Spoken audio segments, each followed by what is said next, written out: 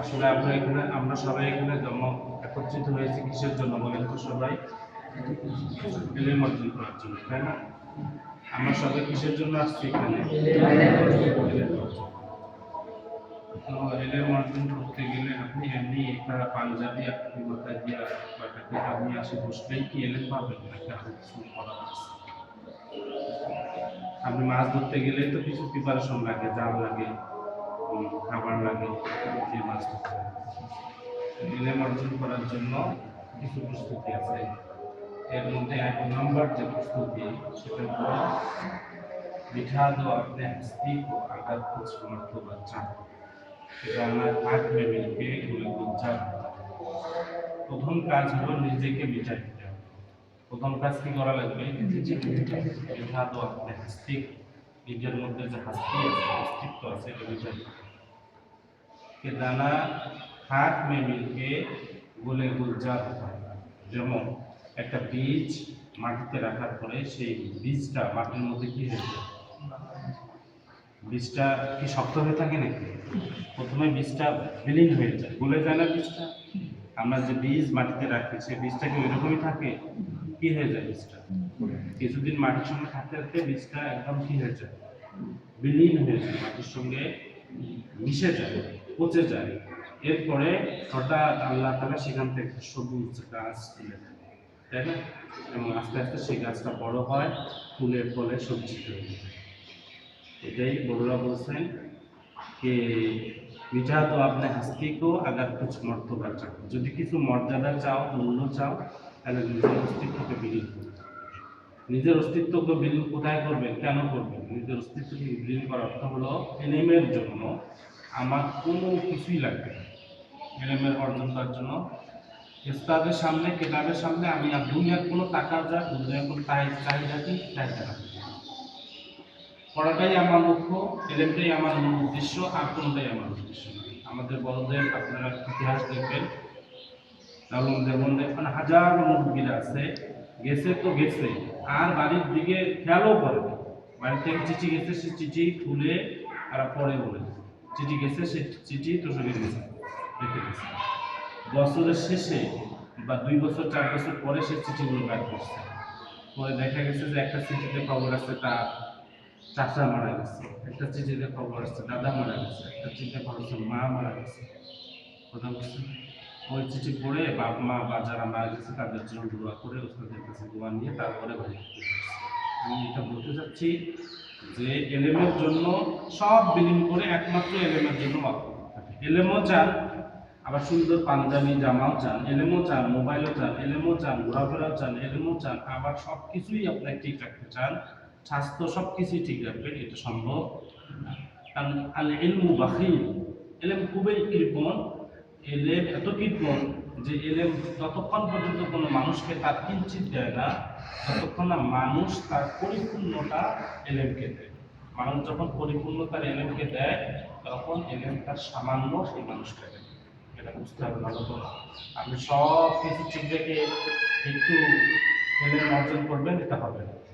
এই জন্য সব বাদ দিয়া এলেমকে অর্জন করবেন, দেখবেন আল্লাহ তাআলা আপনাকে আসমান পর্যন্ত বড় করে দিবে, আপনাকে যুগশ্রেষ্ঠ আলেম, বিশ্ববরণ্য হাফেজ এবং সমাজে আপনাকে অনেক প্রতিষ্ঠিত করবে ইনশাআল্লাহ। বড় হওয়ার জন্য বড় প্রতিষ্ঠান লাগে না, বড় হওয়ার জন্য বড় উস্তাদও লাগে না। বড় হওয়ার জন্য আপনার ত্যাগ, আপনার সাধনা, আপনার মুজাহাদা, আপনার আলো, এলেম, এগুলোই যথেষ্ট। উস্তাদের সহবতে থাকতেই হবে। একদম বিশেষ আল্লামা, বিখ্যাত আল্লামার কাছে গিয়েই যে আপনি আল্লামা হবেন এমন না। বাংলাদেশের বর্তমান সবচেয়ে বড় যে মুফতি আব্দুল মালিক সাহেব, হ্যাঁ, উনি বাংলাদেশের সবচেয়ে বড় আলেম। ওনার ওস্তাদ কে জানেন? ওনার স্থান আমাদের মাদ্রাসার যে আগে আমাদের মাদ্রাসার যে মোতাম ছিল মৌলানা মুজাম্মেল হক, নাম শুনছেন না? আজিপাড়া মাদ্রাসা ছিল, এখানে আসছে, উনি ছিল ওনার ওস্তাদ নাগেশ্বরী। ওনার কাছে যেন যেন ওস্তাদ না, ওনার কাছে মুসলিম শরীফ পড়ছে, মুফতি আব্দুল মালিক সাহেব মৌলানা মুজাম্মেল সাহেব হুজুরের কাছে কোন কিতাব পড়ছে? মুসলিম শরীফ। তো মালিক সাহেব হুজুর এখন শুধু কি বাংলাদেশে না, গোটা বিশ্বের মধ্যে একজন প্রতিষ্ঠিত আলেম আছে না? তো একটা ভাঙ্গা মাদ্রাসায় তখন উনি কুমিল্লায় পড়তেন, কুমিল্লার মধ্যে একটা ছোটখাটো মাদ্রাসায় পড়ছে, তো তার মেহনতে হুজুর, আমি ওনাকে জিজ্ঞাসা করছিলাম যে উনি আসলে এত বড় আলেম লিখেন না, বলতে আমরা তাকে আসলে উনি ছাত্রকালেও ছোট বেঁচে ছিল এবং সুন্দরও ছিল না তেমন দেখতে, কিন্তু আমরা দেখতাম তাকে, আমরা সবাই তাকে নাম দিত এলেমের পোকা। এলেমের পোকা মানে কি, কিতাবের সঙ্গে সবসময় লেগে থাকে, সবসময় তার থেকে কিতাব আলাদা হয়, যেখানেই যাইতো কিতাবের মধ্যে পোকার মতো লেগে থাকে। আমি আশা করি আপনাদের মধ্যে লুকিয়ে আছে মুফতি আব্দুল মালিক সাহেব, আপনাদের মধ্যে লুকিয়ে আছে ফজলুল করিম রহমতুল্লাহ আলাইহ, আপনাদের মধ্যে লুকিয়ে আছে মুফতি ফাইজুল করিম সাহেব, আপনাদের মধ্যে লুকিয়ে আছে যুগশ্রেষ্ঠ আল্লাহর ওলিরা। কথা বলছি, কারো গায়ে সিল মারি দিচ্ছে নাকি রিক্সা চালাবে, কারো গায়ে সিল মারা আছে নাকি সে যে পাড়ার দোকান দিয়ে করবে, এরকম তো না। নিজের মেহনতে, নিজের প্রচেষ্টায় আল্লাহ মানুষকে বড় করবে। আশা করি আল্লাহ তাআলা আপনাদের সকলকেই বড় করবেন, সকলকেই আল্লাহ তাআলা শ্রেষ্ঠ আলেম হিসেবে কবুল করবেন। আর বিশেষ করে আপনাদেরকে যেটা বলবো সেটা হলো গুনাহ থেকে নিজেদেরকে দূরে রাখতে হবে। আল ইলমু নূর, এলম হলো একটা নূর। এই নূর কখনোই অন্ধকারের মধ্যে যায় না। অন্ধকার, গুনাহ হলো একটা অন্ধকার। আপনি গুনাহ করবেন আবার এলেমও অর্জন করবেন, হবে না, সম্ভব না। সকল গুনাহ অন্ধকার, যত গুনাহ, ছোট হোক বড় হোক, সগীরা কবিরা, সব গুনাহ অন্ধকার। এই গুনাহ যখন আপনার সিনায় ঢুকবে, সিনাটা অন্ধকার হয়ে যাবে, সেখানে আর এলেম ঢুকবে না, আর এলেম ঢুকবে না। এই জন্য গুনাহ থেকে নিজেকে বাঁচাবেন, ফরজ ওয়াজিব সুন্নত এগুলোকে আঁকড়ায় ধরবে। ফরজ ওয়াজিব সুন্নত আঁকড়ায় ধরবে, ফরজ ওয়াজিব সুন্নত। কখনোই স্বেচ্ছায় সব জ্ঞানে জেনে শুনে বুঝিয়া ফরজ বাদ দেবেন না, ওয়াজিব বাদ দেবেন না, সুন্নতকে বাদ দেবেন। ঠিক আছে ইনশাআল্লাহ। আল্লাহ তাআলা আমাদের সবাইকে কবুল করেন, এই মাদ্রাসাকে কবুল করেন, আসিদাজায়ে কেরামকে আল্লাহ তাআলা কবুল করেন। আমি উপস্থিত সব উস্তাদকে বিশেষভাবে অনুরোধ করব যে কেউ জানিয়া শুনিয়া আমানতের খেয়ানত করবেন না। জানিয়া শুনিয়া আমানত খেয়ানত করলে অবশ্যই, আজকে হয়তো আমি এখানে ৯ করে পার পাবো, আমরা আজকে এখানে পার পাবো, আল্লাহর সামনে পার পাওয়ার কোনো সুযোগ নেই। এখানে আপনারা সবাই মিলে হয়তো বংচং করিয়া পার হতে পারবো, কিন্তু আল্লাহর সামনে পার হওয়ার কোনো রাস্তা নেই।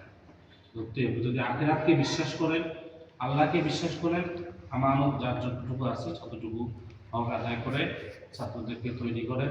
আল্লাহ তাআলা আমাদের সবাইকে, মাদ্রাসা, উস্তাদ এবং ছাত্র সবাইকে আল্লাহ তাআলা হেফাজত করেন এবং কবুল করেন ইনশাআল্লাহ।